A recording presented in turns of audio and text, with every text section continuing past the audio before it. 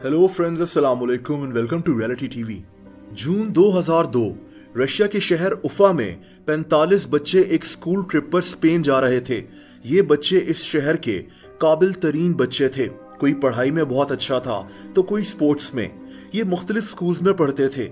इन सबको छुट्टियों पर स्पेन भेजा जा रहा था। बच्चों ने ट्रेन पर उफा से रशिया के शहर मॉस्को जाना था और मॉस्को से जहाज पर स्पेन की तरफ उड़ना था।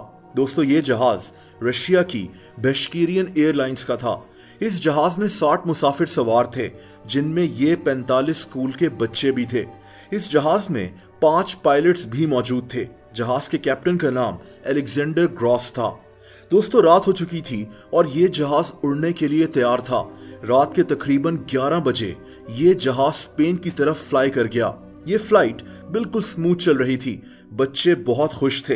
ये जहाज अब जर्मनी और स्विट्जरलैंड के बॉर्डर के ऊपर से गुजर रहा था। अचानक पायलट्स को अपनी स्क्रीन पर एक जहाज उनके करीब दिखना शुरू हुआ। आहिस्ता आहिस्ता ये जहाज इनके करीब आ रहा था, लेकिन पायलट्स को ये नहीं पता था कि ये जहाज भी उसी ऊंचाई पर उड़ रहा है जिस ऊंचाई पर इनका जहाज है, यानी 36,000 फीट। दोस्तों, और फिर जहाज के सिस्टम ने वार्निंग देना शुरू कर दी कि एक जहाज इनके जहाज के बहुत करीब आ चुका है। और इससे पहले कि ये कुछ सोचते समझते, इनको वो जहाज अपने लेफ्ट साइड पे नजर आ गया। जहाज में बैठे बच्चे भी इस जहाज को देख सकते थे। दोस्तों, कुछ ही सेकंड्स में ये दोनों जहाज हवा में 36,000 फीट पर एक दूसरे से टकरा गए। रशियन जहाज के टुकड़े हो गए और वो दूसरा जहाज 2 मिनट तक हवा में रहने के बाद नीचे गिरकर तबाह हो गया। दोनों जहाजों में मौजूद सब लोग कुछ ही सेकंड्स में मारे गए, जिनमें वो 45 बच्चे भी थे। इन लोगों की फैमिलीज की जिंदगी भी तबाह हो गई। दोस्तों, वो दूसरा जहाज एक कार्गो प्लेन था जो सामान लेकर इटली से बेल्जियम की तरफ जा रहा था। इस जहाज में बस 2 पायलट्स मौजूद थे। जहाज के कैप्टन का नाम पॉल फिलिप्स था। दोस्तों, एक ही रास्ते या रूट पर उड़ने वाले तमाम जहाज मुख्तलिफ ऊंचाई पर उड़ते हैं ताकि ये हवा में टकरा ना जाएं। एक जहाज दूसरे जहाज से कम 1000 फीट ऊपर या नीचे उड़ रहा होता है, लेकिन इस केस में ऐसा नहीं था। ये दोनों जहाज 36,000 फीट की ऊंचाई पर उड़ रहे थे और ये टकरा गए। इस केस की इन्वेस्टिगेशन शुरू कर दी गई। कसूर किसका था? दोस्तों, एक आदमी ये हकीकत जानता था। वो आदमी एयर ट्रैफिक कंट्रोलर था। इसका नाम पीटर निल्सन था। ये इसी की ड्यूटी थी कि जहाज़ों को मुख्तलिफ ऊंचाई पर उड़ने का कहता और पायलट्स को पहले ही खतरे से आगाह कर देता। लेकिन इससे पहले कि इसको पता चलता कि दोनों जहाज टकराने वाले हैं, बहुत देर हो चुकी थी। यानी मसला उन 2 जहाज़ों या पायलट्स के साथ नहीं था, बल्कि जमीन पर इस एयर ट्रैफिक कंट्रोलर के साथ था। ये स्टेशन स्विट्जरलैंड में मौजूद था। ऊपर उड़ने वाले जहाज़ों को किस ऊंचाई पर उड़ना है और बाकी सब चीजें पायलट्स को यहीं से बताई जा रही थीं।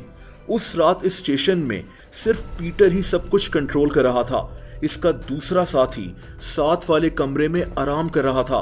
पीटर पर काम का लोड बढ़ गया। इसको एक साथ 2 स्क्रीन्स पर जहाज़ों को देखना पड़ रहा था, तभी इसका ध्यान बटा हुआ था। दोस्तों, एक और मसला ये था कि इस स्टेशन में कुछ काम हो रहा था और दोनों जहाज़ों के टकराने से 2.5 मिनट पहले स्टेशन के कई वार्निंग सिस्टम्स भी बंद हो गए, वरना पीटर को वार्निंग मिल जाती कि 2 जहाज एक ही ऊंचाई पर उड़ रहे हैं और करीब आ चुके हैं।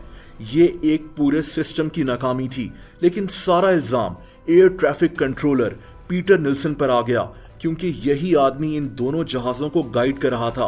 लेकिन दोस्तों, ये कहानी यहाँ भी खत्म नहीं हुई। उस रशियन जहाज में एक आदमी विटली कैलियोफ की बीवी और 2 बच्चे भी सवार थे।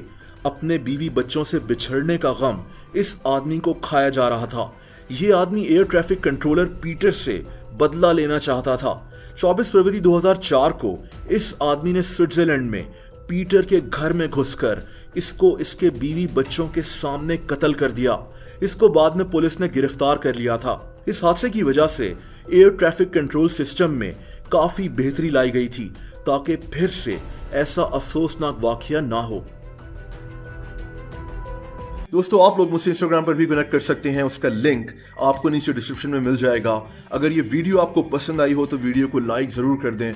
ऐसी इंटरेस्टिंग वीडियोस देखने के लिए रियलिटी टीवी को सब्सक्राइब कर लें और बेल आइकन को भी हिट कर दें ताकि मेरी नई वीडियोस के नोटिफिकेशंस आपको मिल जाया करें। अपना बहुत ज्यादा ख्याल रखें। अल्लाह हाफिज।